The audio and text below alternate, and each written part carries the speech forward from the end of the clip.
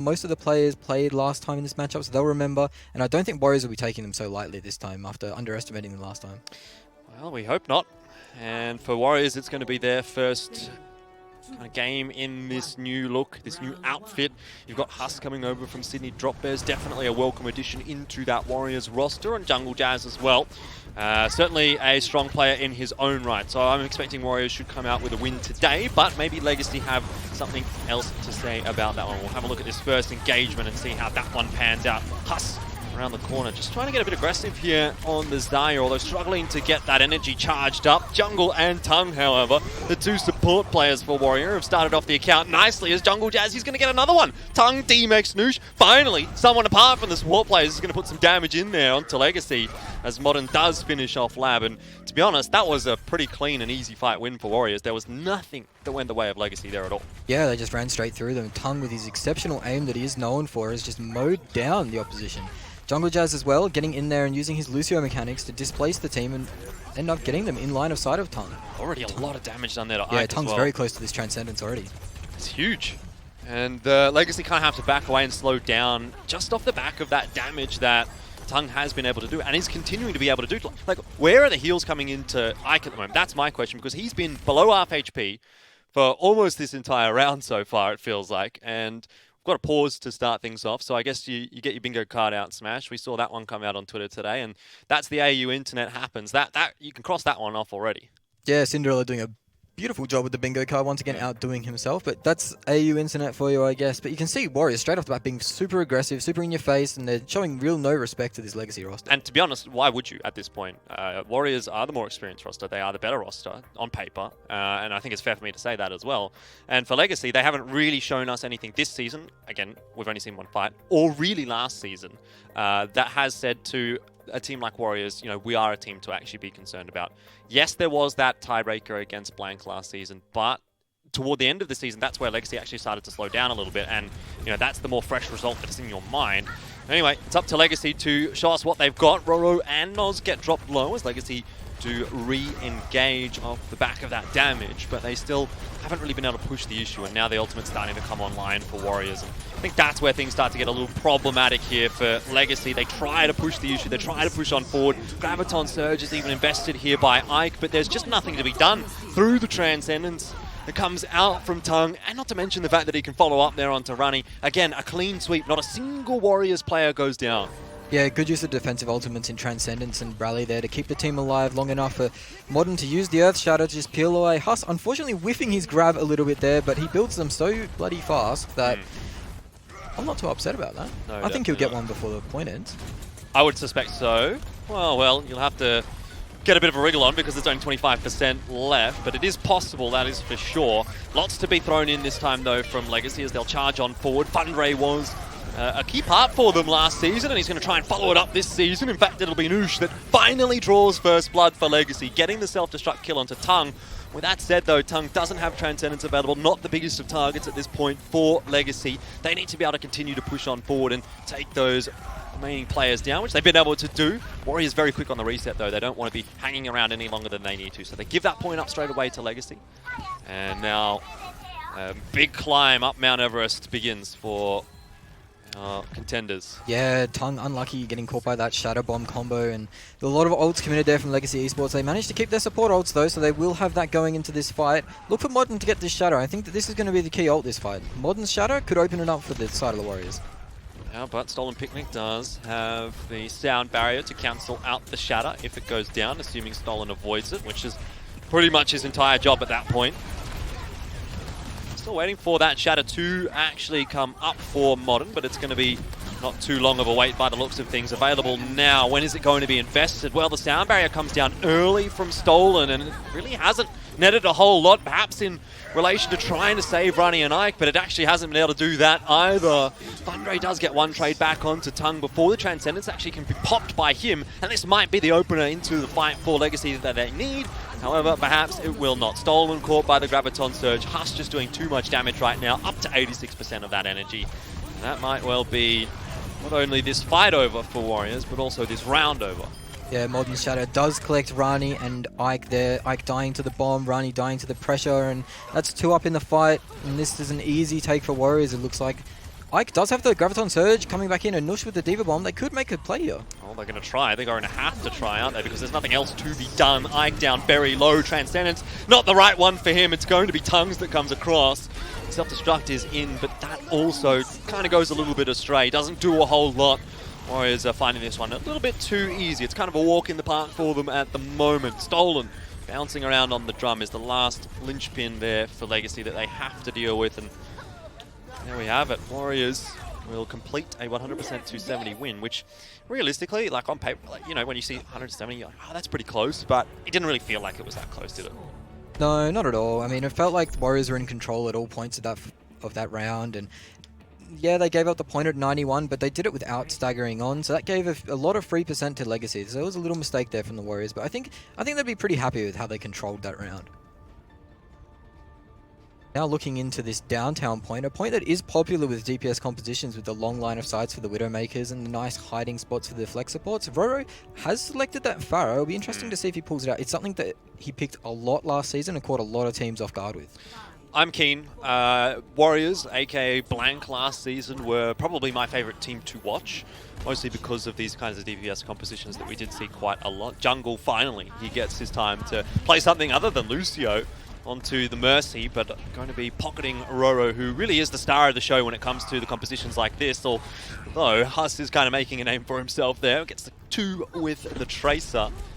Yeah, and looks like they're going back. Yeah, they're just going to change things up, and no surprise to see Huss killing people there on Tracer. He's been playing Tracer for a very long time, one of the premier Tracers in the region, I'd say. Him and Yuki and Cyan from Order, probably the best 3 Tracers in the region. Yeah. Now my question is though, for Legacy, like where does that leave them? Because they obviously swapped off to counter what Warriors were doing. Now they have to swap off again to go back onto just the standard GOATS composition, in which case they give up the point and give up positioning. Yeah, an interesting play from the Warriors. You don't really see that very often, but as we start the fight, Fundre getting pressured out very early. Yeah, so is the rest of Legacy. Once Fundre gets pressured out, then the shield goes down and the rest of the shots go into the actual players, which is not too ideal at all. Modern going to be pushed back down to about half HP, but Warriors playing this one fairly conservatively for the moment, not over-aggressing. Eventually Modern does get picked off. A nice boop in there by the looks of things from Stolen. But can Legacy actually take control of this fight? Because even despite the fact that they have the 5v6, the ultimate advantage is there for Warriors. A trade of Transcendences keeps it at a stalemate for now. Jungle lurking in the back, looking for a big boot, but he will not be able to find anything just yet. Really waiting for these Graviton Surges to be thrown out. That's where the make or break is going to come from. And Ike's is the first one across. Here comes the shut it down from Modern, but it doesn't matter. Noosh, the self-destruct, is finishing everything off. And Legacy, they do actually manage to win a fight fairly cleanly. Yeah, and opening up that fight, it was a very nice shield bash from Rani onto Modern, who didn't have any external bubble or armor pack ready to heal him up, so he ends up going down early. Blank, or Warriors, sorry, they do end up investing the Transcendence to try and keep the fight alive 5v6, and they did eke a lot of ults out of that Legacy roster. It's just down to Stolen Picnic's beat drop here. Well, beat drop might be enough to keep Legacy alive long enough that Lab gets the Transcendence, and then who knows from there. War of Attrition perhaps, as Warriors are likely to have both of their support ultimates as well. But it's not even coming down to the ultimates at this point. Warriors just charging on forward, and Fundre not getting the help that he needs. He'll go down early. Huss's Graviton Surge got eaten, but you've got to remember, it's still a 5v6 here for Warriors. They've actually flipped the point back over in the meanwhile there as well. And as quickly as it starts, the fight ends. Yeah, Huss going off the top ropes for that Specky grab. Doesn't pay off. Nush quick enough on the trigger to eat that one, but again, it was just the Rein pressure. They're all focusing this Reinhardt. He has nobody to help him. He's in an open position. He just can't get back to cover, and he ends up going down, and that's the fight over already. Yeah. Now Warriors with a 5 ult bank. They're looking good to cap out this round. I'll have to see some more resources being put into Fundre perhaps. You talk about the external bubbles from Ike maybe, the healing out from the supports, and even from Rani there on the Brigitte. Particularly those armor packs going to be very important, but this final fight certainly important for Legacy as well. Lots to deal with up against Warriors. The Earth Shadow will go down, doesn't have too much of an effect, but double support ultimates out from Legacy, so that is going to hurt their sustain through this fight. Jungle Jazz is still holding on to his sound barrier, and unless Legacy can really get a few picks here to follow up that first one, they may well still lose this fight. Finally, the sound barrier fades away, and so too maybe will Warriors. The cap point does go over to Legacy, and now the fight also their way, even despite a little bit of a blunder at the start. Yeah, rare mistake from Noz there. He eats the Graviton Surge, which is amazing, but then he immediately throws his Diva Bomb, which leaves his Pilot Diva in the middle of the fight. And Ike is quick enough to notice that and just one-shot him essentially with that right click. Unfortunate that he goes down, but a lot of ults invested on both sides. Huss with that quick grab catches him off guard. Why not? I mean, there's nothing really to hold on to here for Legacy. They have no sound barrier. They have no transcendence. It hasn't come up in time. Lab gets it off, but 3 of his players are already dead. And this is going to be a useless transcendence in the grand scheme of things. Look at the numbers that Warriors have on the point. Noosh is demeched. He's finished off. 99% is already there for Warriors. So last-ditch attempt for Legacy. But that transcendence came up just, if you had another 5% there, I was watching it. It was at 95% when those players were stuck in the grab. Unfortunately, couldn't really get it off, and that's the end of it. Just delaying the inevitable there, really. Huss with great game sense to know that the Transcendence wasn't up, the beat drop wasn't up, to know that the Matrix was down, and just throw that grab out there, catch the Reinhardt and the tanks in the grab, and they just finish them off, clean them up. That sounds so easy when you put it like that. Yeah, well, I mean, you've got a lot of things to track, but Huss managed to track them all. Yeah, definitely. I mean, it doesn't even necessarily have to be Huss. Maybe someone said, hey, look, both of the support ults were in that last fight, and to be honest, that is something that should be tracked by a team like that. Yeah, no, they have the players they have the experience to know to track these ultimates and when they can use their ultimates to, the most impact. And certainly did that, winning the round for Warriors, 2-0. I feel as though Legacy have actually put in a pretty good shout there, though, to be honest. Again, they're a much more inexperienced team than the Warriors are, and to be able to take them to 70-80% on both of the rounds, even though it is a 2-0, I think that scoreline isn't maybe representative of just how close that actually could have been. Yeah, I think the first point looked pretty in control for the Warriors, but that second point, downtown, it definitely could have gone in the favour of Legacy if just a few little things go their way. Yeah. I'd like to say, well played to Rani. He had a few good shield bashes in there. He was really marking Modern there, making sure he couldn't get away with anything. Modern went for a few cheeky shatters when he won from the high ground stairs, but managed to pull off nothing.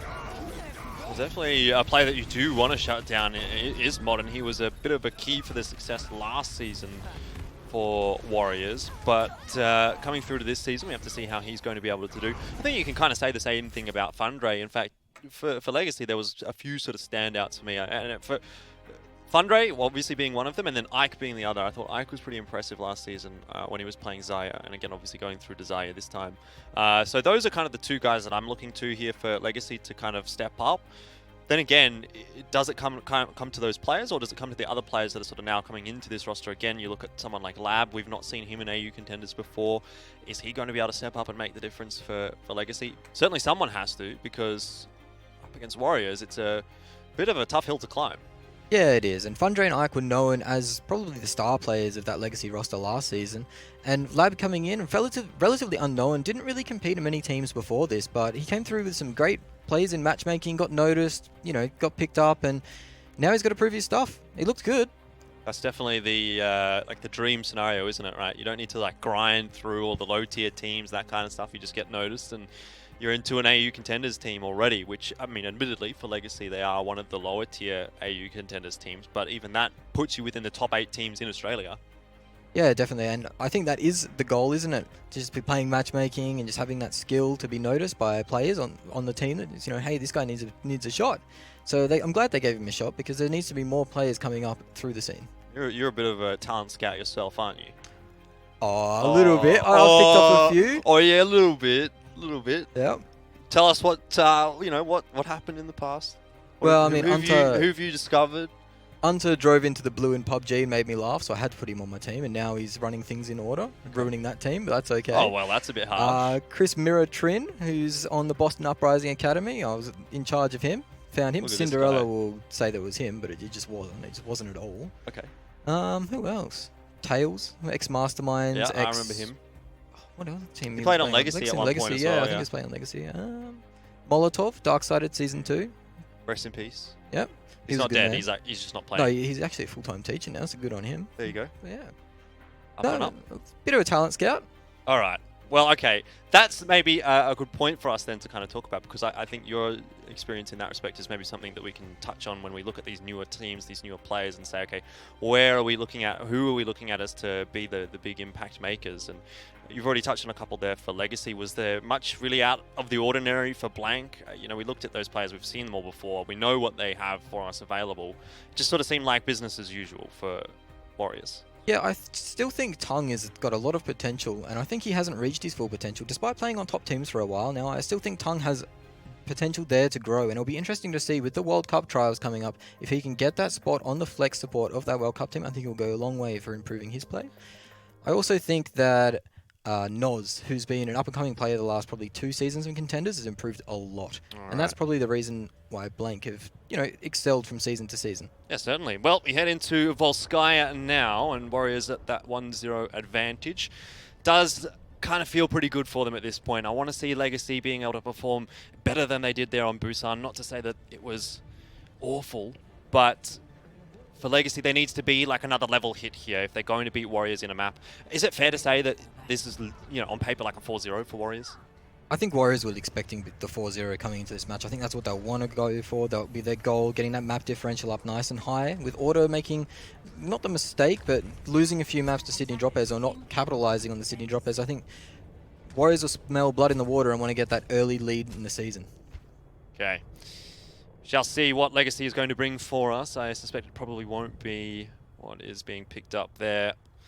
No, Fundre will definitely not be on the Widowmaker. Yeah, Tung's going to go on to Ana, Modern on to Winston. This is in keeping with what we've seen throughout, obviously only our first couple of games on Volskaya, but with what's been going on, at least on Volskaya defense, to start things off.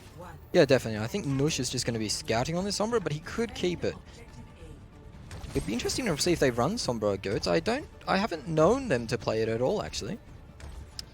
Yeah, I don't feel as though Legacy was the kind of team last season that messed around with their compositions too much. Looks like it's just going to be the scout out from Noosh there to see what is going on for Warriors.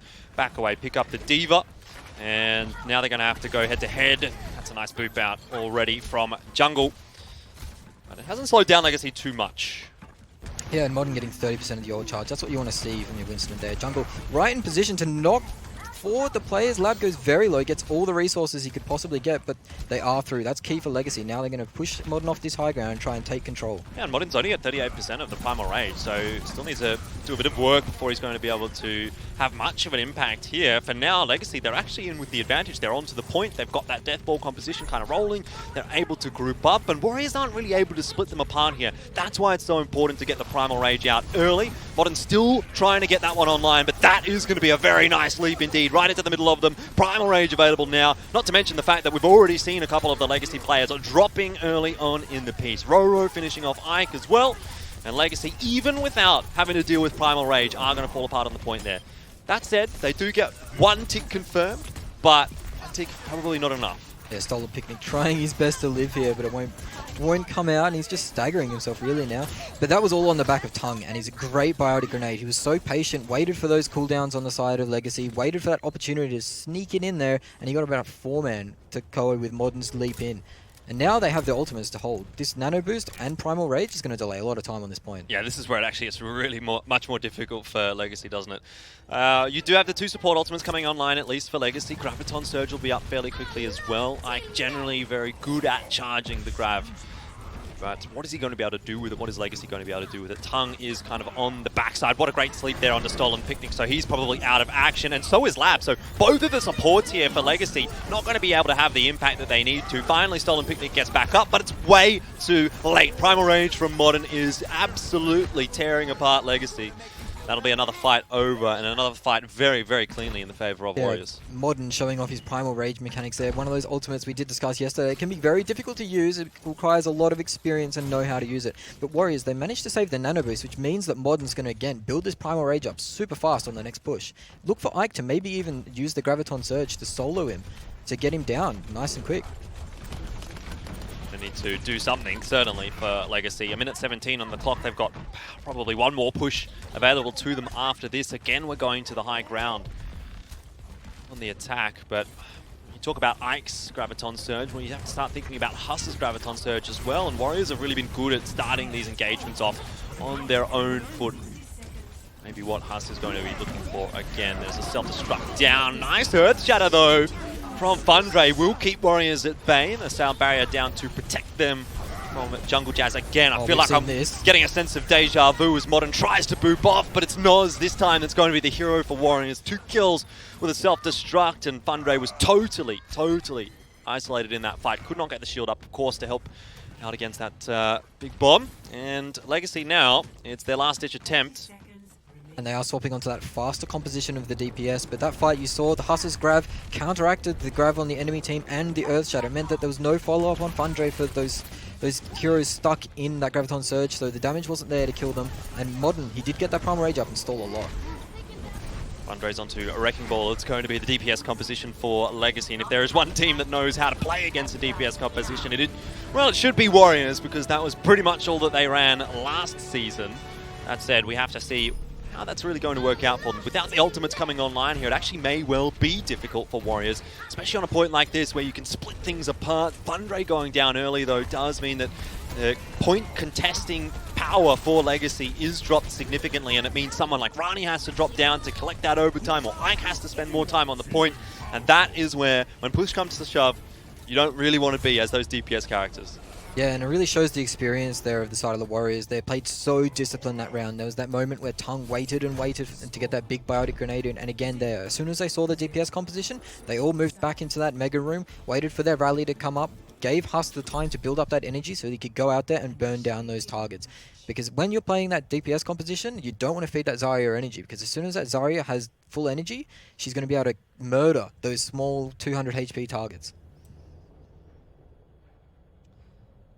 I think that's pretty much what happened. And Legacy, it's not a very defendable total when you look at 78.7% is what they got on point A. If you get 78.7% on point B, you might be feeling like, oh, you know, we've got a chance. But on point A, I would say like 9 times out of 10, you see this one knocked over within the first couple of fights. Yeah, I'm quietly confident in the Warriors' ability to knock out 78% pretty quickly.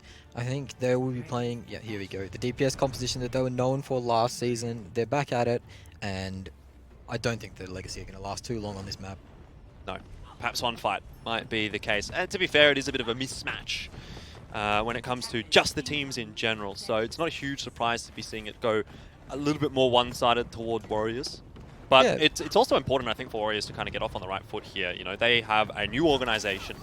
They have potentially a fair bit of pressure coming from that, because this is not like, you know, this is not just a random esports organization or anything like that. This is like full investment coming in. This is the battle of the sport clubs, really. AFL, Adelaide AFL Crows versus NRL. AFL versus NRL, and they'll probably take the first duel looking at like it. It's good to see the Warriors have shown Legacy the respect of preparing for this match, and they're obviously taking it very seriously, but just by the amount of discipline they show. Wow, Nush has already taken out Jungle Jazz. It must have been a fire strike or something helping him out there, but returned, Noz takes out Nush. And that's not really a favourable trade at the end of the day for Legacy, because it is going to take Nush a fair bit longer actually to get back than it will for a player like Jungle, because Jungle's on the attack. So this is actually a fairly big deficit for Legacy, especially considering you want Nush there to build up the EMP to potentially have the chance to actually hold here against Warriors. But already we almost see one tick capped up there by Warriors. Legacy rotating back into the hut on the point to try and avoid some of this fire, but really all they do is they group up, and that's going to make life a lot easier for Roro. And to be honest, you don't need to make life any easier for Roro on that Pharah. Nush does go down about as soon as he gets back into the fight. So I think we all know the way that this one is going. Keep the camera on Roro. He's up to 70%. Rocket Barrage is going to be coming through fairly shortly indeed. And to be honest, he doesn't even need it. He just does not miss this guy. Every single rocket connecting. And I think he's gotten 5 out of the 6 kills available to him. Doesn't quite get the 6th. But it is going to be, of course, the win for Warriors, and that is what they were looking for.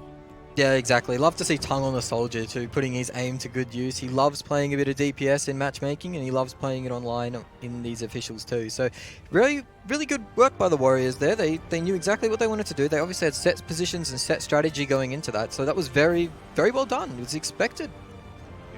Very expected indeed. So, I mean, already we're at 2-0. It feels like not even like 15 minutes ago maybe that we were starting this broadcast. So that's pretty solid display, I feel like, from Warriors. It doesn't look like there's any real concerns for them going into week 1 of AU Contenders. No, Warriors more concerned about getting me to bed on time, I think, than letting Legacy play the game. So that's good. Thank you to the Warriors for that. They got a couple of New Zealanders on their roster, so they probably do want to get to bed. It would be getting pretty late over there. Yeah, it'd probably be, 9:30? I don't know what the time difference is. Like 2 hours, 2 or 3 hours. Yeah, so 9:30ish. You know, get into bed by 10. I don't know if that's quite possible. Legacy probably have a little bit more to say about it when we get into the second half onto Kings Row and Dorado. I don't think you knock that one over quite as quickly for Warriors, but certainly the one that they're the way that they're playing today, it's not looking like this is going to be a particularly long series, all things considered. No, and again, Modern and Roro showing their mechanical skill on the Pharah and the Winston. It's good to see. I really do like the look of Blank when they are playing this DPS Warriors, when they do look on this DPS composition. They look a lot stronger, a lot more comfortable, and Huss on the Tracer as well. I mean, what more could you want? Yeah, it's total kind of difference from what we saw last season between these two teams, right? When you talk about Blank, obviously the former Warriors roster was known as Blank, and it was a 3-2 actually to them. Legacy kind of gave them a really good run for their money, and I did say I think that was actually Legacy's best result, even despite the fact that they got a win actually over Atletico last season as well. But the fact that they were able to push Warriors X Blank that far, it kind of said something to me. It sort of said like, okay, they can actually step up and challenge here a little bit, but I'm not kind of getting that same sense today. It doesn't really feel as though Legacy are able to push that hard against this Warriors, and I do feel like current iteration of Warriors kind of has a little bit more to prove than what Blank did last season against Legacy. Yeah, I do think this is probably the strongest roster that they could have fielded, the Warriors players. And I do think that Legacy will come back after halftime looking a bit stronger. They've had their little break now. They're probably a bit caught up about how quick those two losses were, but they got a little bit of time now to break and think about it, talk about it, slow down. Kings Row next, a map that's nice for Goats v Goats, something they probably pride themselves on. So I hope they can put up a better show. Oh, I certainly hope so as well. You say Legacy might have had their break. Well, it's time for us to have a break as well. We're going to head to a quick one. We'll be back with the second half of this series in just a bit.